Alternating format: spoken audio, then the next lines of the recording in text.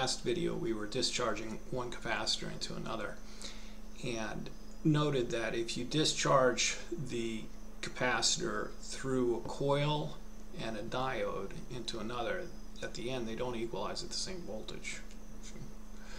And then you can use timing, like we did in the most recent video, to do the same thing, demonstrating that what you have is an LC tank circuit oscillating back and forth between the two capacitors. So I'd actually made a follow-on video to that, and before I posted it, I read a comment on the most recent video where someone said, you know, if you just bought a camera tripod, it would be so much less annoying to watch the video with your hand shaking the camera all the time. And I thought about it for a moment. I was like, good gosh, he's correct. So I don't know if it will be any better, but I've bought a camera tripod and it'll be stabilized. I don't know whether I'll be able to figure it out, but hopefully it'll work much better. So let's just talk about where we are now, where we're going. It reminds me that when John Daly, the golfer, he won like a major golf tournament, and then the reporters asking him on the 18th green after he won, "Where are you now? Where are you going?" "I'm on the 18th green. I'm going to the clubhouse." So I'll try to be succinct now and straightforward. So where we've been is discharging one cap into another and looking at the resonant frequency, and we're discharging caps of dissimilar size. So let's look at when you discharge caps of equal size through a coil. What do we see then? And then there have been a couple people who commented. You know, one said, well, this is the principle of voltage multiplication, and indeed it is. And another commented that this is you know, you're demonstrating a boost circuit. It's nearly a boost circuit. It's not quite. We'll get into the difference in a moment. And this is one way to transform voltage. I mean, it's not the only way. In another previous video, I was showing, you know, you could charge two caps in parallel and then discharge them in series. That's the principle behind the Marx generator. And here you thought Groucho Marx was just a comedian. But I always picture him like with a cigar, you know, running the thing with it like sparking or something. And it's also the idea of, you know, putting caps in parallel in series is the idea behind the Cockcroft Walton generator and the Dixon charge pump. And it's got to be my favorite one. Sorry. But I've actually made a video on that. I'm debating whether to post that one. But so those are ways to multiply voltage in a different manner than these, which are making use of the inequality with a tank circuit, and those are a class called switch mode DC power supplies. There's the boost, there's the buck circuit, and there's the buck boost circuit.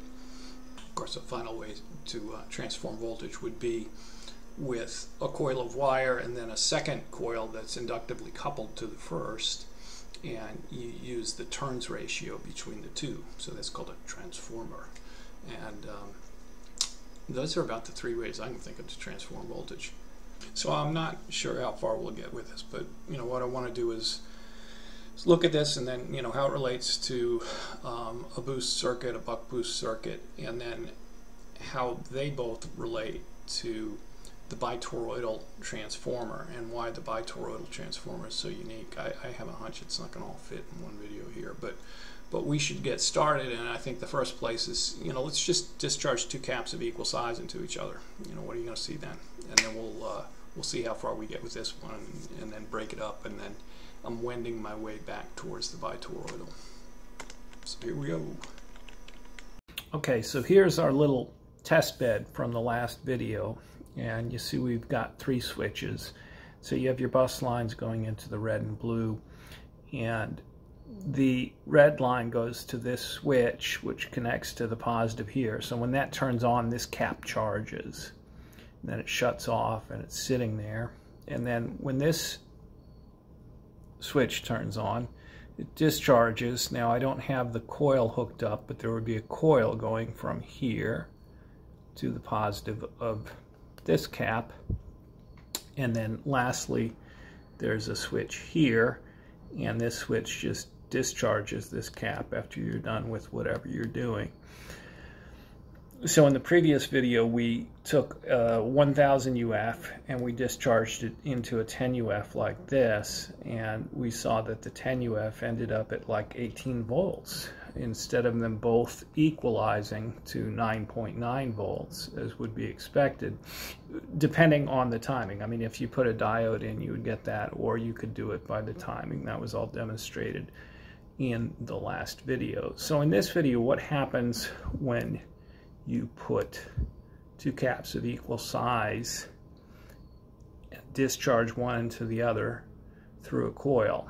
And so this is the first time I'm using that tripod, and you know, I've had to really like put you know, rest it against something. It's kind of a tremendous improvement. I might have figured it out on my own eventually. Thank you very much. I think this is much better. And there's a second sort of mea culpa here. So we were going from 1000 UF to a 10 UF in the last video, and we were noting the transformation of voltage of this cap up to 18 volts. And I was saying in that video, well, you know, I think, you know, this cap, which is way smaller, is going to be controlling the resonant frequency, and it's going to be viewing the 1000 UF cap as essentially a constant DC power supply.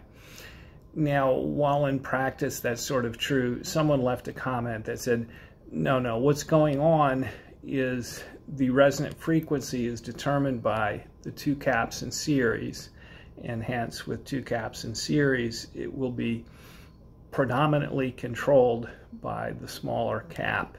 And once I read that, I said, you know, yeah, I'm not too smart. That's obviously correct. So what we can do here, though, is maybe that's wrong. So we can actually, since we have a 10 UF and a 10 UF, we can figure out what is the resonant frequency of these two caps, and also what is going on when we discharge one of them into the other. So in other words, if the anonymous commenter is correct, the resonant frequency is going to be 10 UF, 10 UF in series, 5 UF. If the nonsense I was saying initially was correct, it will be controlled by this one, which is 10 UF, or, you know, another not entirely insane ideas. Maybe it's 20 UF, or, you know, and then after that, it's like, what else would it be? So it's either 5, 10, or 20 UF. And I'll just tell you now, the commenter was correct. So let's look at discharging this one into the other, and let's make sure we nail down what the resonant frequency is, and also how the two caps behave when we discharge one into the other through a big honking coil. All right, screw it. For this part, I'm going back to holding it by hand. Can't teach an old dog new tricks. So here you've got your capacitor hooked up, and it's 91.3 millihenries. So as I was saying, you know, is the resonant frequency 10, which would be controlled by this cap? Is it 20 UF, which would be the two caps in parallel? Or, as the commenter correctly noted, is it 5 UF, which is the two caps in series? And of course it's that one. But let's go ahead and just discharge them with 10, 20, and 5 UF. In other words, if it were 10 UF, then you calculate the resonant frequency, and the resonant frequency is 167 hertz. The time where the cap would go most negative would be 3.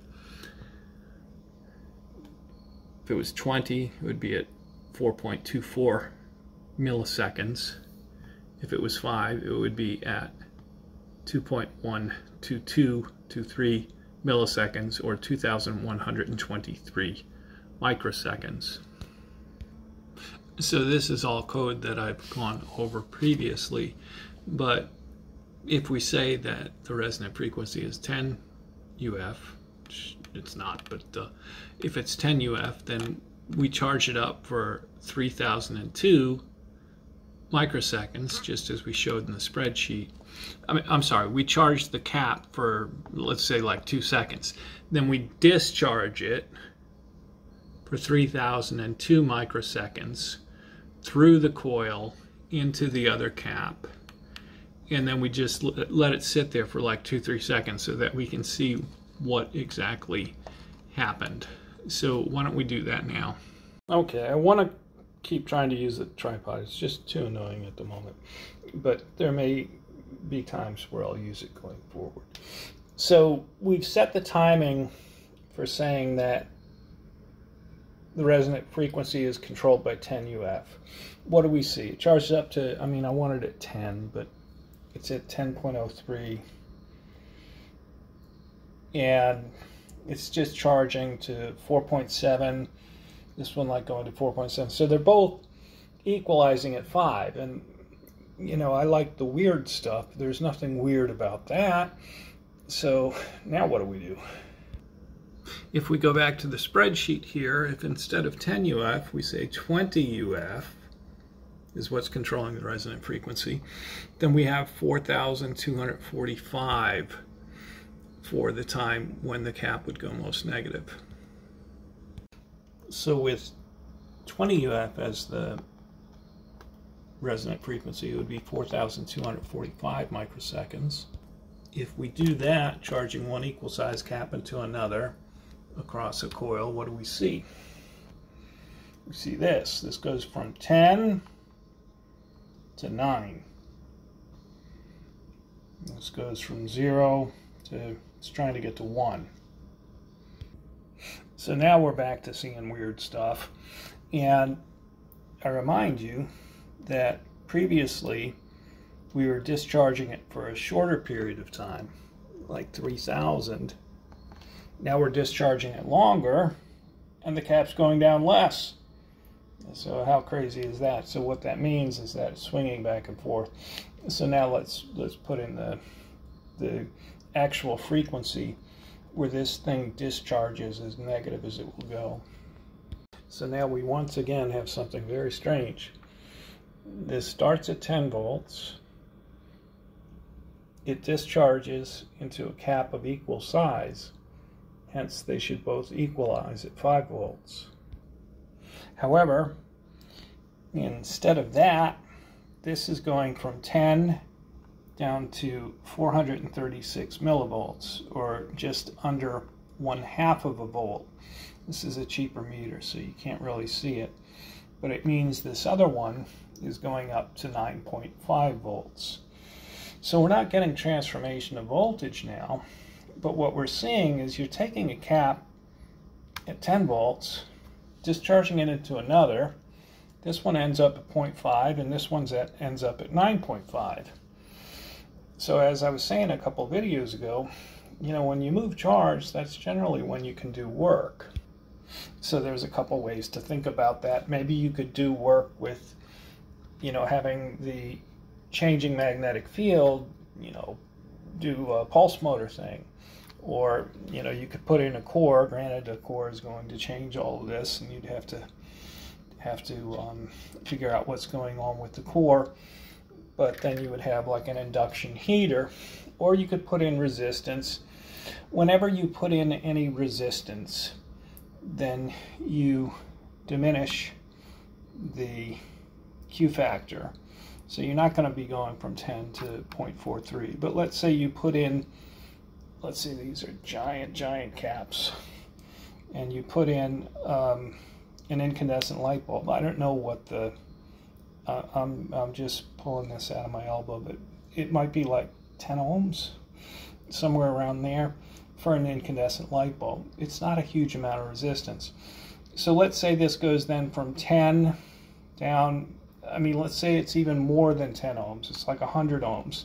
It goes from 10 to 2.5, and this goes to 7.5. Now granted, because you're going from cap to cap, you only got a 5 voltage on average difference there. But what I'm saying is, so now this is at 7.5, you flip the cap over, charge it to 10, go back the other way through the incandescent light bulb, and now you have incandescent light for 1/2 of the power that you had previously used to get incandescent light. And so that's the idea of trying to use the resonant circuit to do something useful. So isn't that kind of neat? You start at 10 volts, you discharge into another cap of equal size, and you end up at under 1/2 volt. And it would be nice if you got back to 0. Yes, it would. So I could go on for hours and hours about this, but this is probably a good place just to take a hiatus. And in the next video, we'll look at how does this relate to the boost circuit, the buck circuit, and the buck boost circuit. If we have time in that video, we'll also go into why the bitoroidal is so significant. And we'll see if we can fit that in one video, and if not, we'll break it up into 2. But I guess the last thing we can do here for this video is, you know, is this thing actually ringing? So we'll put it on the oscilloscope. Okay, so there's that cap ringing, going up, and then going back close to 0, 0.5, and then going to 9, and then 1, and then 8.5, and just ringing down like that. And it's got a decent Q factor. It would improve further with smaller caps, but it's not too shabby. So we'll wrap it up here, and I apologize I didn't get to the boost and the buck boost part. We'll do that in the next video, and perhaps even get to why the bitoroidal is significant. So I apologize about that. And the very last thing is, more than once people have said, put out a circuit diagram for what you're doing. And I mean, you have to remember, I don't know what I'm doing. You know, I'm self-taught, and the issue is I have to teach myself some circuit diagramming software. And so, you know, they got like the Tinkercad, which is like the kindergarten thing for, you know, it works great for me for making 3D things. And they had a Tinkercad circuit diagramming. It's not there yet. And so I've downloaded KiCad, and then there's like another, like, you know, circuit Wonder, you know, I don't know what it's called, but those are the 2 that I read that people use a lot. I will try to learn it, and if I get a chance, I will give it a go. And this is you know, second or third time we've used this little test bed. So I'll try to do that, and let's wrap this up here rather than me talk for 4 hours. I'm feeling bad now that I didn't talk about the boost and the buck boost. So I'll just say one thing is, you know, before we were taking, say, a big cap here and discharging it into here and getting 18 volts, like say across a diode. If instead you shorted this cap and had the same thing with the diode, that's your boost circuit. And now the voltage isn't limited, and so you can take the voltage as high as you want. And same with the buck boost. But we'll build those very soon. So thanks everyone. Thanks for coming along, and stay healthy. Ciao for now. Talk to you later.